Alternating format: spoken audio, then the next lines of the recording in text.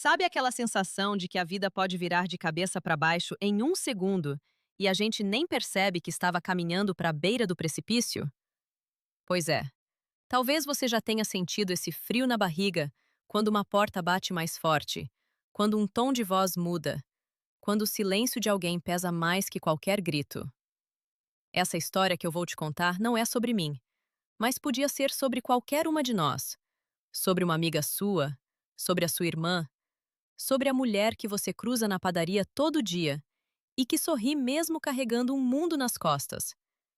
Se você ficar aqui comigo até o final, vai entender por que algumas histórias precisam ser contadas em voz alta, mesmo quando a voz treme. Antes da gente entrar de vez nessa noite que mudou tudo, eu quero te pedir uma coisa simples e de coração.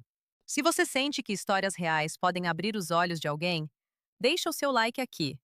Se inscreve também, porque quando você faz isso, você ajuda essa mensagem a atravessar telas e chegar na casa de uma mulher que hoje, agora, pode estar precisando exatamente dessas palavras, para lembrar que ela não está sozinha. Não é sobre números, é sobre vidas. E toda vez que você compartilha, que você comenta, você segura a mão de alguém que você nem conhece. Então respira fundo comigo, porque o que eu vou te contar começa como um dia comum, daqueles que a gente acha que vai ser só mais um. Só que alguns dias comuns escondem segundos que decidem o resto da nossa vida. E quando a gente menos espera, a porta abre, o passado entra sem bater, e tudo o que a gente acreditava estar enterrado volta com a força de um furacão. Você já sentiu isso? Já sentiu que estava segura e de repente o chão sumiu? Fica comigo, porque essa história é sobre dor. Sim, mas é principalmente sobre coragem, sobre a mão de uma estranha que virou escudo, e sobre como uma noite de terror pode virar o primeiro dia de uma vida nova. A casa era simples, com um portão azul que já estava descascando e uma planta de comigo ninguém pode no vaso da entrada. Dentro, o cheiro de café passado às 6 da manhã se misturava com o barulho do rádio baixo na cozinha e com a rotina de quem aprendeu a recomeçar todos os dias. O nome dela era Lara. 36 anos, cabelo preso num coque apressado, mãos marcadas de trabalho e uma mancha pequena de queimadura no pulso direito, lembrança de quando ainda acreditava que amor era aguentar. Lara trabalhava como auxiliar de limpeza num prédio comercial a 3 quarteirões dali. Acordava cedo, deixava-se a marmita pronta, conferia se a porta estava trancada 2 vezes antes de sair e repetia para si mesma que o pior já tinha passado. Porque o pior, ela pensava, tinha nome, endereço e uma aliança que ela já tinha tirado há 8 meses. O nome dele era Caio. E durante 5 anos, Caio foi a tempestade que ela chamava de casa. No começo não era. No começo era flor, era promessa, era eu te protejo de tudo. Ele abria a porta do carro, lembrava da data de aniversário da mãe dela, dizia que ela era uma mulher mais forte que ele já conheceu. Só que força pra ele virou desculpa. Virou você aguenta, você é guerreira. Toda vez que a mão pesava, toda vez que a palavra cortava. E Lara aguentou. Aguentou por medo, por vergonha, por achar que, se ela se esforçasse mais, ele voltava a ser o homem do começo. Você já passou por isso? Já tentou consertar alguém que te quebrava um pouco por dia?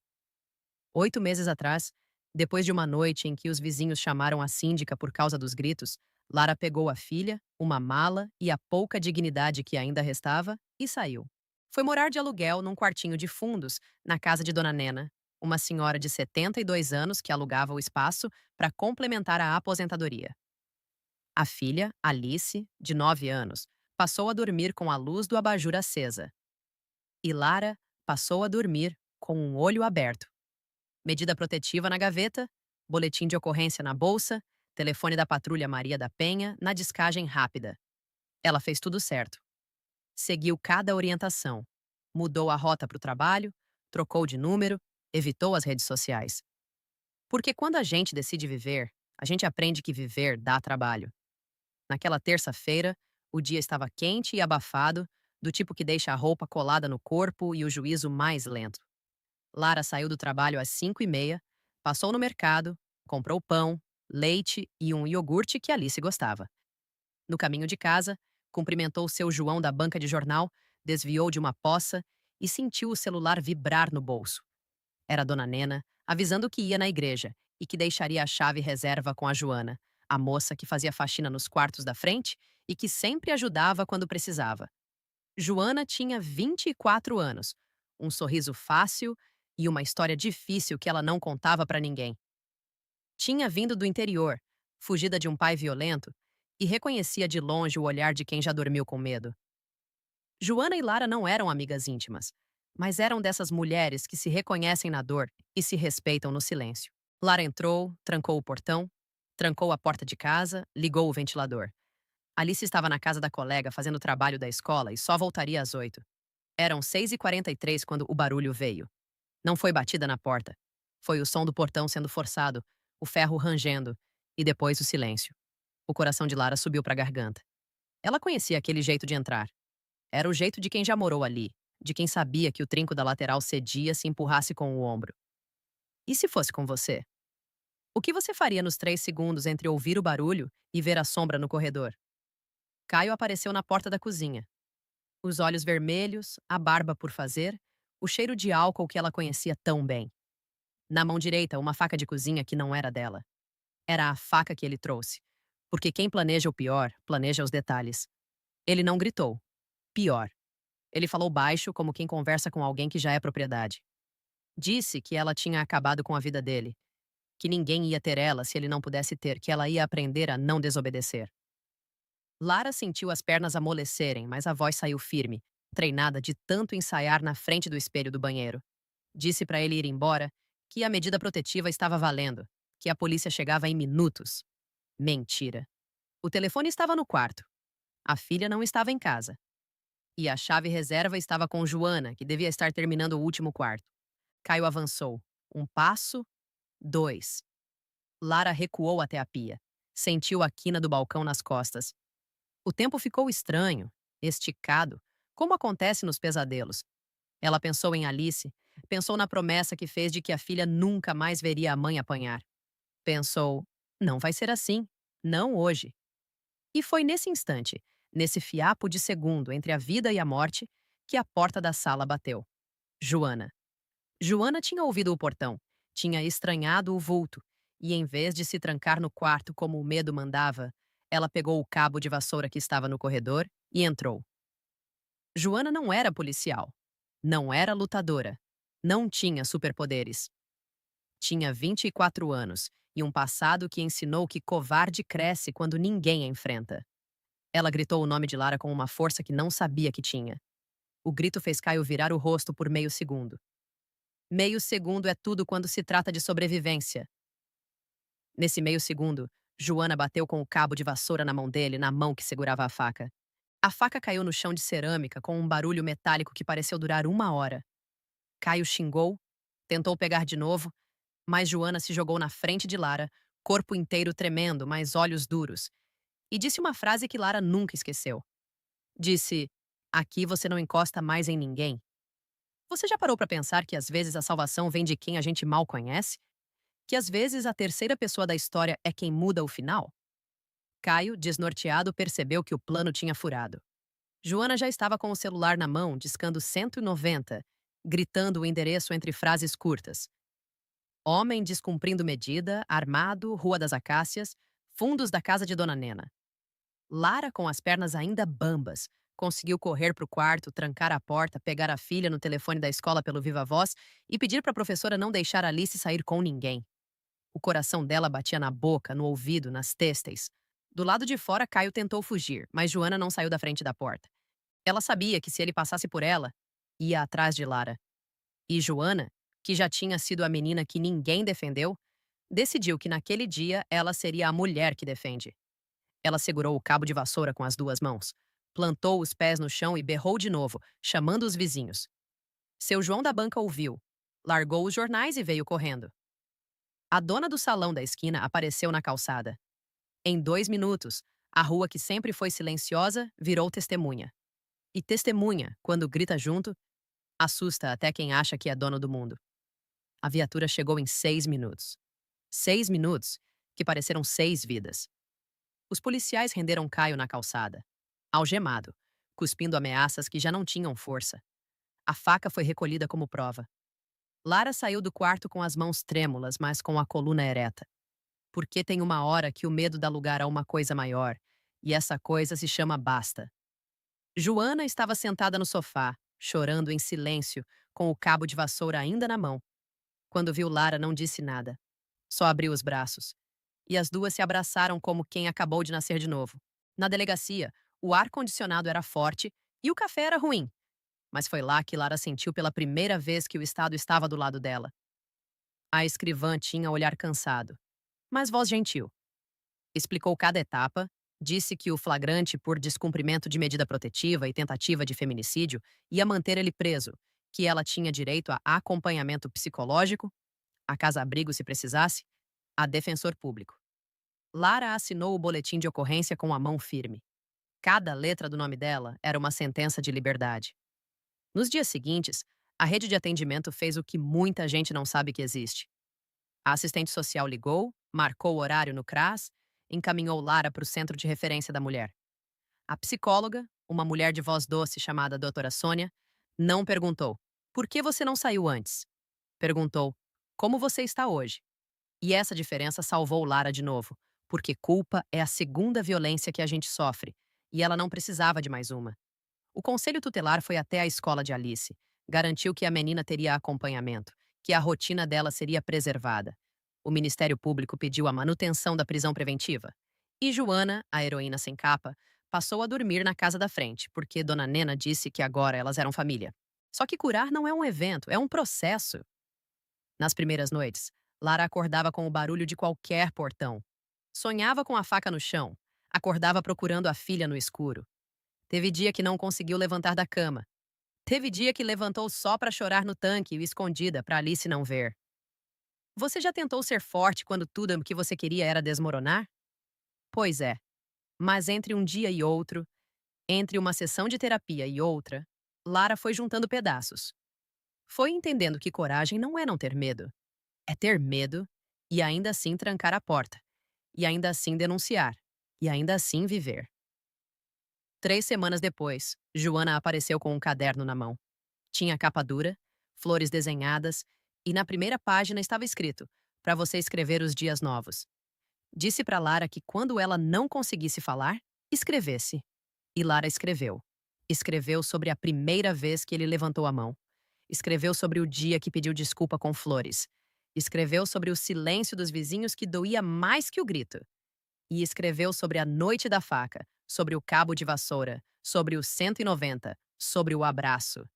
E quanto mais escrevia, mais entendia que a história dela não era só dela. 2 meses depois, a convite da doutora Sônia, Lara foi numa roda de conversa no centro de referência. Chegou achando que ia só ouvir. Saiu tendo falado por 40 minutos, sem parar, sem engasgar. Contou tudo, do começo, do meio, do quase fim. E quando terminou, uma mulher no canto da sala levantou a mão e disse: eu também. E outra disse: eu achei que era só comigo. E outra chorou e agradeceu. Naquele dia, Lara entendeu o que era transformação. Não é virar outra pessoa. É voltar a ser quem você era antes de te quebrarem, só que mais consciente, mais inteira, mais dona. O processo criminal andou. Caio foi pronunciado. Nas audiências, Lara não foi sozinha. Joana ia junto, Dona Nena ia junto, a rede ia junto. E cada vez que ele tentava intimidar com o olhar, tinha uma sala inteira olhando de volta.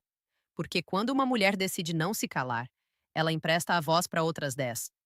A condenação veio 1 ano e 4 meses depois. Tentativa de feminicídio, descumprimento de medida, ameaça. A pena foi alta e a mensagem foi maior. A justiça, às vezes lenta, naquele dia foi recado. Recado para ele e para os iguais a ele. E para ela. Alice voltou a dormir com o abajur apagado. Voltou a desenhar casinhas com sol, em vez de casinhas com tempestade. Um dia, na escola, a professora pediu para cada aluno falar sobre uma heroína da vida real. Alice levantou e disse: minha mãe e a tia Joana. Lara, que estava na porta esperando, ouviu e desabou em lágrimas no corredor. Porque tem elogio que cura mais que remédio. Joana abriu um pequeno negócio de faxina com mais 2 meninas do bairro. Botou o nome de Recomeço Serviços. Disse que queria limpar não só casa, mas história.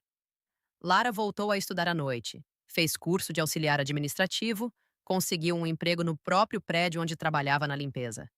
A carteira assinada veio com um crachá e com uma coisa que ela não tinha há anos: respeito. E foi num sábado de manhã, no mesmo portão azul agora pintado de novo, que Lara pegou o caderno de capa florida e decidiu que ia falar mais alto. Criou um perfil numa rede social, não para se expor, mas para expor a saída. Começou gravando vídeos simples, com o celular apoiado num copo. Contava do ciclo da violência, da lua de mel que vem depois da porrada, da medida protetiva que funciona se a gente aciona, dos 180 que atende, dos 190 que salva. Falava de lugar de fala, mas falava principalmente de lugar de escuta. E os comentários começaram a chegar.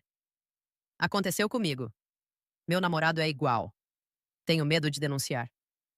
E para cada mensagem, Lara respondia com informação, com endereço, com: Você não está sozinha. Teve gente que disse que ela estava se vitimizando. Teve gente que disse que roupa suja se lava em casa. E teve uma menina de 17 anos que mandou uma mensagem dizendo: Vi seu vídeo, liguei para o 180, minha mãe foi na delegacia hoje. E essa mensagem valeu por todas as críticas. Porque quando uma história impede uma tragédia, ela já cumpriu o papel dela no mundo. O clímax dessa história não foi a faca no chão. O clímax foi no dia em que Lara se olhou no espelho e não sentiu mais vontade de pedir desculpa por existir. Foi no dia em que ela entendeu que amor não arde, não aperta, não empurra. Amor não isola, não controla, não diminui. Amor é paz. E se não é paz, não é amor. Foi no dia em que ela percebeu que a terceira pessoa que interveio não foi só Joana. Foi a vizinha que chamou a polícia meses antes. Foi a escrivã que explicou com calma. Foi a psicóloga que não julgou. Foi o policial que chegou em 6 minutos. Foi cada mulher que disse: Eu também. A intervenção é uma corrente. E quando um elo segura, a corrente inteira aguenta. Hoje, Lara palestra em escolas, empresas, igrejas. Leva Joana junto sempre que pode. Começa as falas do mesmo jeito. Seja bem-vindo, seja bem-vinda. Conta da noite da faca, mas conta principalmente do dia seguinte. Fala que medida protetiva não é papel, é direito, e que direito só funciona quando a gente usa. Ensina que print é prova, que gravar áudio é prova, que contar pra alguém é prova. Ensina que sair é difícil, mas ficar pode ser fatal. E lembra que a culpa nunca, nunca, nunca é da vítima. Ela aprendeu que o trauma não some, ele muda de lugar. Antes morava no corpo inteiro. Hoje mora num canto e quando aperta, ela respira. Escreve, liga pra rede. Aprendeu que recomeço tem dia que é maratona e tem dia que é só levantar da cama. E tudo bem. Aprendeu que filha criada com verdade vira mulher que não aceita mentira. E Alice, hoje com 11 anos, já sabe o telefone da polícia, já sabe o que é respeito e já sabe que a mãe dela é a mulher mais corajosa que ela conhece. A mensagem que Lara deixa não é de ódio, é de limite. É de que ninguém tem o direito de transformar a sua casa num cativeiro. É de que se você está vivendo isso, tem saída, tem lei, tem gente. É de que se você conhece alguém que vive isso, não se omita. Uma porta que você bate pode ser a porta que salva. Um 190 que você disca pode ser o que interrompe uma faca. Uma chave reserva que você guarda pode ser o que dá tempo de alguém viver. E se você chegou até aqui, respira comigo mais uma vez. Porque agora eu quero que você leve 3 coisas dessa história. Primeira, violência contra a mulher não é briga de casal, é crime. Segunda, medida protetiva salva, mas só se a gente acionar e se a sociedade vigiar. Terceira, a intervenção de uma terceira pessoa muda finais. Seja você essa pessoa. Nem sempre é com cabo de vassoura. Às vezes é com uma ligação, com um Você está bem? Com um Quer que eu te acompanhe na delegacia? Coragem é contagiosa. E quando uma levanta, levanta outras junto. A dor que Lara sentiu virou ponte. A faca que caiu no chão virou símbolo de que o pior pode ser interrompido. A vizinha que entrou virou prova de que a gente não precisa ser heroína de filme para ser heroína de alguém. E a história que quase terminou em sangue, terminou em voz. Voz que hoje corre o país, entra em sala de aula, em grupo de WhatsApp, em conversa de família. Voz que diz: denuncia, procura ajuda, você merece viver em paz. Então guarda isso. Se for você, não se cale. Se for com alguém, não se omita. Diz que 180, diz que 190, procure o CREAS, procure a Defensoria, procure a Delegacia da Mulher. E se você não souber por onde começar, começa contando para alguém de confiança. O primeiro passo não precisa ser grande, precisa ser dado. E quando você der, vai ter uma Joana no caminho. Vai ter uma rede. Vai ter uma Lara que já passou por isso e que vai te dizer: vem que a gente vai junto. Porque no final, a gente descobre que a vida não é sobre as vezes que caíram, é sobre as vezes que levantaram. Não é sobre a faca que quase acertou, é sobre a mão que impediu. Não é sobre o homem que tentou matar, é sobre as mulheres que decidiram viver. E viver, minha amiga, meu amigo, é um ato de rebeldia contra todo mundo que tentou te enterrar. Você não é o que fizeram com você. Você é o que você decide fazer a partir de agora. E se essa história tocou em algum lugar aí dentro, me conta aqui nos comentários. Me diz o que você sentiu, se já viveu algo parecido, se conhece alguém que precisa ouvir isso. Me fala de onde você está assistindo, de que cidade, de que bairro. Porque quando a gente se encontra nos comentários, a gente percebe que não está sozinha. Compartilha esse vídeo com aquela amiga que anda sumida, com aquela colega que mudou o jeito de sorrir, com aquele grupo que pode ser rede de apoio. A sua interação aqui pode ser a intervenção na vida de alguém. E se você ficou até o final, é porque você acredita que histórias salvam. E salvam mesmo. A gente só precisa ter coragem de contar, e de ouvir, e de agir. Você está pronta? Você está pronto? Então vai. Porque a próxima vida que a gente pode salvar pode estar a um clique, a uma palavra, a uma atitude de distância. E essa atitude começa agora. Começa